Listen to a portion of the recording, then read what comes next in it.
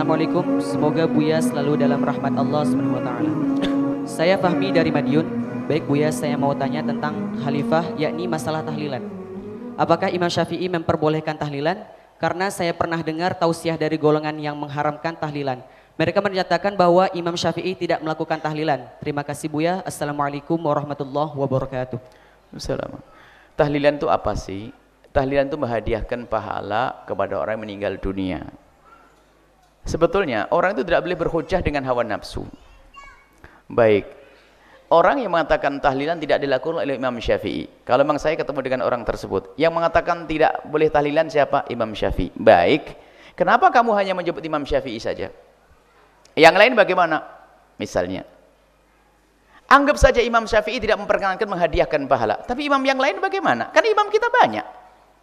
Kenapa harus kamu katakan bid'ah yang tidak dilakukan Imam Syafi'i? Memang dinukil bahwasanya menghadiahkan pahala menurut ulama 4 madhab, 3 madhab nyampe. Kecuali yang dinukil dari Imam Syafi'i. Jadi Imam Syafi'i mengatakan ihda'u thawab, menghadiahkan pahala tidak nyampe. Ihda'u thawab itu istilah fikih yang ada. Ihda'u thawab adalah tahlil. Tahlil itu istilah yang sudah dilokalkan, istilah tahlilan, karena banyak la ilallah, la ilallah. Artinya tahlilan itu adalah menghadiahkan pahala kepada orang yang telah meninggal dunia dari apa yang kita baca. Dan menghadiahkan pahala ini ulama berbeda pendapat. Jumhur ulama dari madhab Maliki, Syafi'i, Hambali mengatakan Pak itu nyampe. Dinukil dari Imam Syafi'i tidak nyampe. Satu yang harus kita pahami, ulama berbeda masalah nyampe atau tidak nyampe, bukan bid'ah atau tidak bid'ah. Kenapa kok jadi berubah bid'ah menjadi bid'ah dan tidak bid'ah? Itu hanya perbincangan di antara ulama, nyampe atau tidak nyampe. Kalau Anda meyakini tidak nyampe, ya sudah, Anda jangan lakukan. Akan tapi ulama tidak mengatakan bid'ah itu. Imam Syafi'i pun yang dinukil dari Imam Syafi'i itu tidak mengatakan bid'ah Imam Syafi'i. Hanya dinukil dari Imam Syafi'i bahwasanya ihda'u thawab tidak nyampe. Nabi Imam Syafi'i tidak melanjutkan, lalu jadi bid'ah. Dari mana kok kamu katakan jadi bid'ah?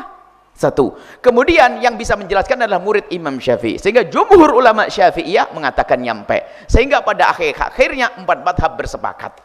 Kalau ada dinukil dari Imam Syafi'i, anggap saja Imam Syafi'i mengatakan tidak nyampe. Tapi kan masih ada imam yang lainnya. Baiklah, kalau Anda berkekeh bahwa Imam Syafi'i mengatakannya tidak nyampe, baik. Hari ini orang Indonesia taklid dengan madhab Malik, madhab Hanafi, madhab Hambali dalam urusan tahlilan. Masih mau dikatakan bid'ah lagi. Jadi permasalahannya adalah kalau sudah nggak senang dengan Anda, pokoknya kamu harus masuk neraka. Sesaat kamu masuk neraka gara-gara tahlilan. Kalau tahlilan ada hujahnya, dirubah lagi. Pokoknya kamu harus masuk neraka. Tak cari-cari kesalahanmu. Ya sudah, gara-gara kamu tawasulan, gara-gara maulid Nabi, gara-gara ini. Lah kok kebencian dengan orang diperlebar ini? Ini permasalahan kebencian. Kalau masalah khilaf di antara ulama, kenapa kita harus menjadi orang yang keras semacam itu? Ini coba.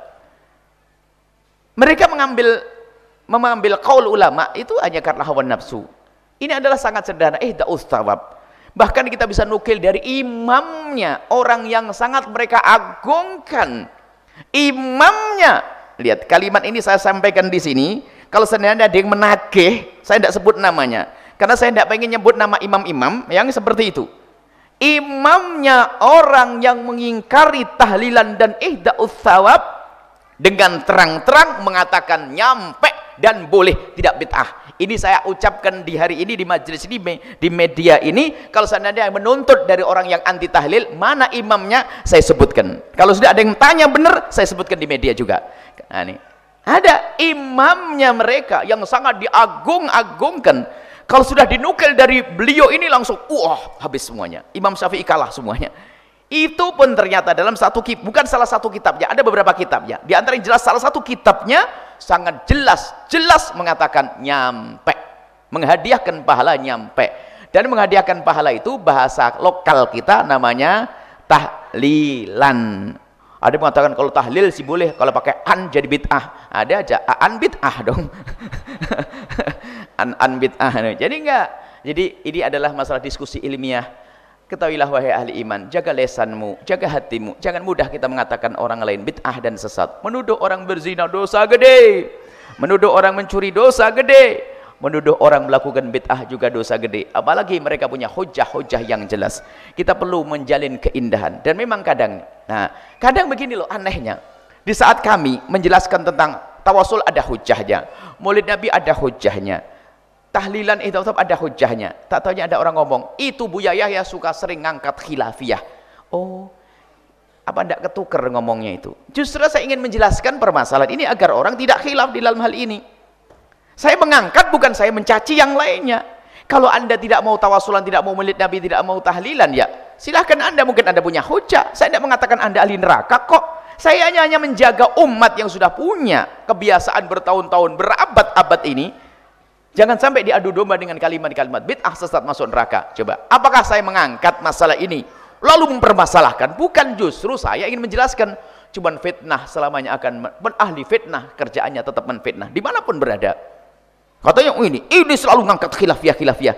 Loh, saya angkat khilafiyah sebagai sesuatu yang khilafiyah. Yang jadi masalah adalah orang yang nggak paham khilafiyah. Khilafiyah dianggap sebagai masalah qat'iyah. Khilafiyah dianggap sesuatu yang tidak boleh khilaf, kan jadi masalah. Sehingga kalau tidak ikut dia jadi syirik, bid'ah dan seterusnya. Makanya begitulah, ada maling teriak maling. Ini repot sekali. Ada yang suka meributkan masalah khilafiyah siapa? Kita ulama. Kita ini ngikuti para ulama yang mereka tidak pernah meributkan urusan khilafiyah. Khilafiyah tetap khilafiyah. Tapi ada orang yang nggak paham masalah khilafiyah, dikit dia ngomong bid'ah, sesat, masuk neraka, mimbarnya penuh dengan kalimat bid'ah, caci maki. Sampai ulama-ulama besar seperti Abu Ya'sin Muhammad Maliki dibilang penyeru kepada bid'ah dan syirik. Syekh Mutawalli Sya'rawi dibilang penyeru bid'ah dan syirik.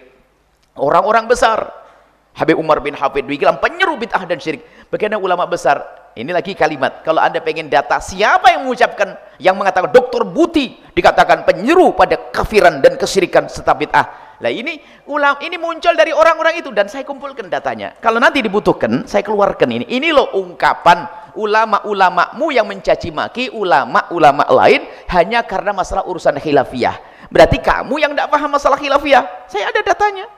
Baca Ratibul Haddad saja langsung dibilang ahli sesat, bahkan ini penyuruh syirik Imam Haddad. Imam Haddad sudah wafat bertahun-tahun, innalillah.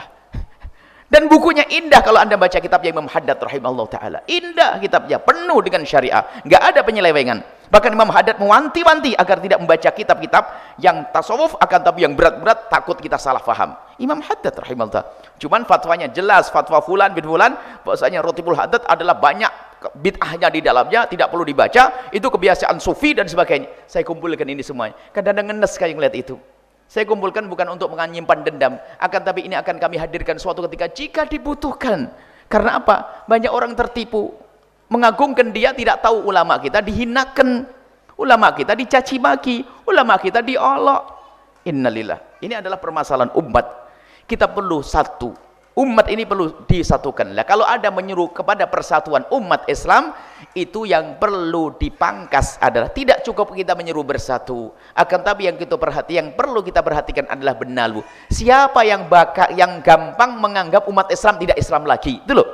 Kalau kita umat Islam ahli sunnah wal jamaah syariah, satu selesai. Tapi yang jadi masalah di tengah-tengah, ente kafir, ente bid'ah, ente syirik. Lah ini kan memecah belah umat. Bukan kita ahli sunnati wal jamaati asy'ariyati. Kita bahkan Imam Abu Hasan Asy'ari mengatakan tidak mudah kita mengatakan orang lain syirik. Tidak mudah kita mengatakan orang lain bid'ah. Tidaklah mudah kita mengatakan orang lain keluar dari iman. Enggak mudah. Lihat, ini kan akidah kita. Dan tidak gampang mengatakan orang lain keluar dari iman. Itu akidah ahli sunnati wal jamaati asy'ariyati yang sangat indah dari masa ke masa yang berjaya hingga hari kiamat. Dan nantilah syariat yang itulah syariat Nabi sallallahu alaihi wasallam.